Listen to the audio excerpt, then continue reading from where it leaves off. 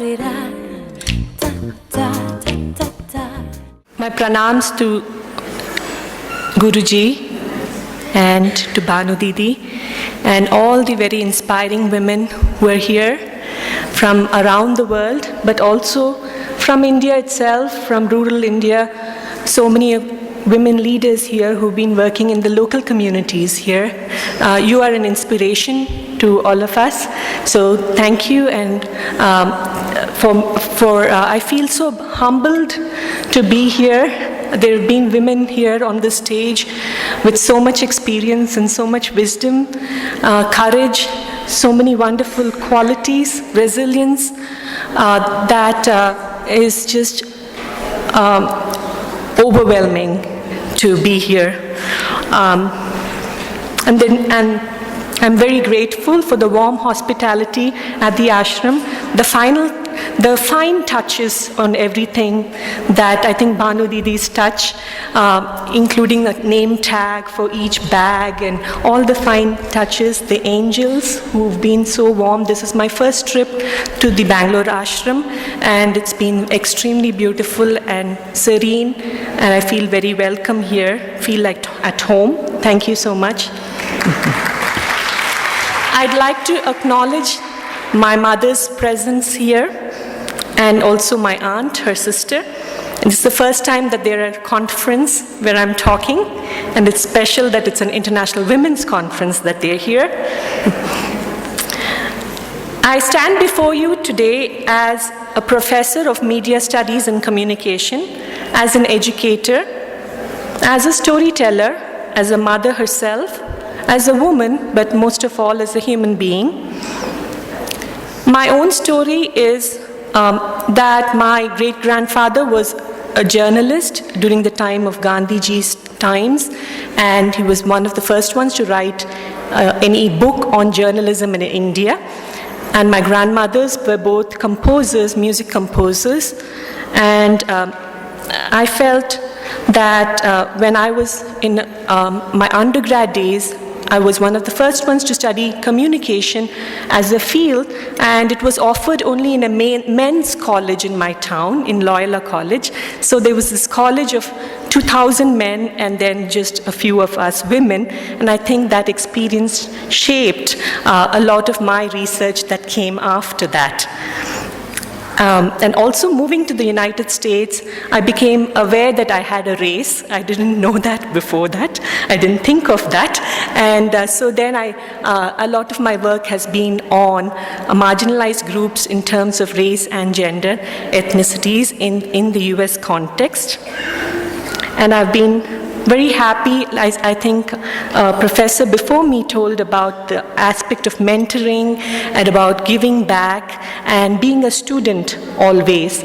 And that's how I feel. I've learned so much, and Guruji is one of my biggest teachers who's taught me about the spiritual side of myself, which I had not been in touch with. I had been in touch with the academic side of my life. I'm grateful for that. Today we live in a very mediated world, and when I was young, my mother would be the storytellers, would feed us, lumps of curd rice in our hand and tell us stories that show us what the values are. Tair sadam for all the Tamilians here. Nowadays, media is the electronic storyteller in our lives. And also, media has become a babysitter for most of our children. And what does that mean to us? And when we talk about media producers today, we are not just talking about the big media industries, but we're also talking about you and me. How many of you have smartphones here? Sorry, a teacher will always ask questions. How many of you have smartphone here? Raise your hand. So you are media producers. How many of you on Facebook? Twitter? So you are, I didn't know you were on Twitter. Banu Didi, I should follow you. But we are all media producers. We are sharing our stories, and we are listening to stories of others. And so we have to think of ourselves as content creators and storytellers. And the question to ask is, what kinds of stories are being told? We've heard so many inspiring stories here about prisoners. We've heard about yesterday an ex-head of state who talked about her children and how she has raised them in a simple way. So many wonderful stories, but we don't get to hear these in the regular mainstream media. And I'm asking why, and what should we do to change that? Just last week, although I'm based at Texas A&M, this year I've been on a sabbatical at London School of Economics last term, and this term at National University of Singapore. And actually from Singapore, I've brought a small gift for the conference. This is a Chinese painting on harmony, and I thought it would be appropriate to give this as a gift.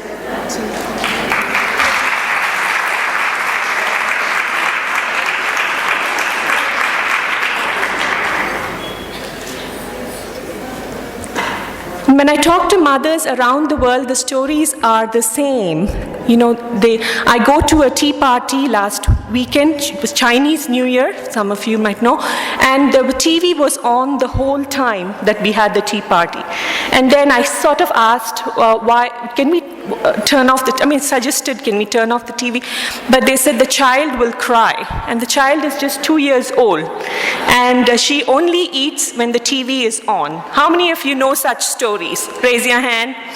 Okay, I'm not asking you if it's in your family, let's not go there, but we all know stories of children who, we are at parties, we are at weddings, they are completely always on their video games and they're playing.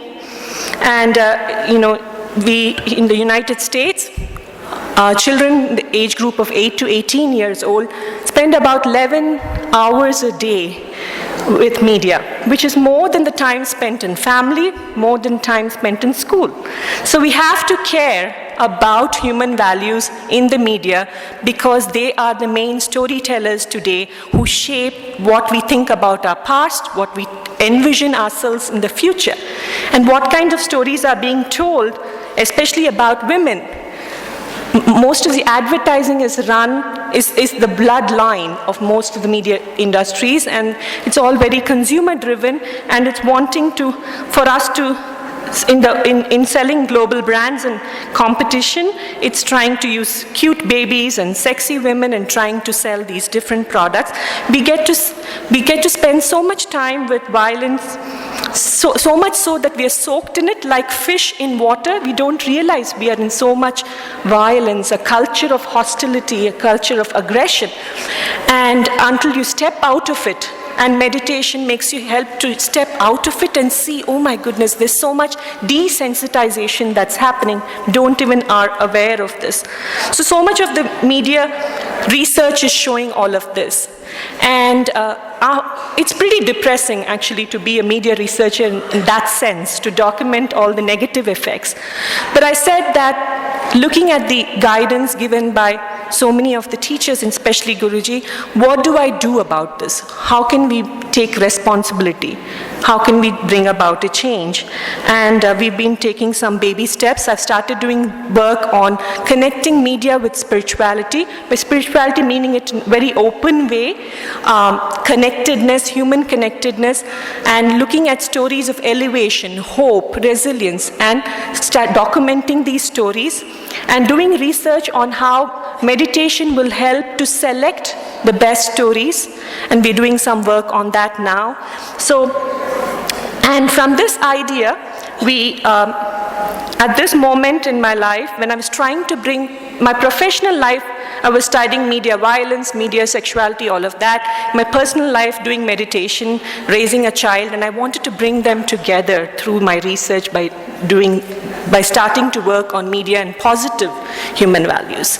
And at this time, Mandar Apte, my friend in Houston, an Art of Living teacher, he approached me to organize a conference on media and education. But as we started talking to more and more people, it felt like one conference is not going to be enough.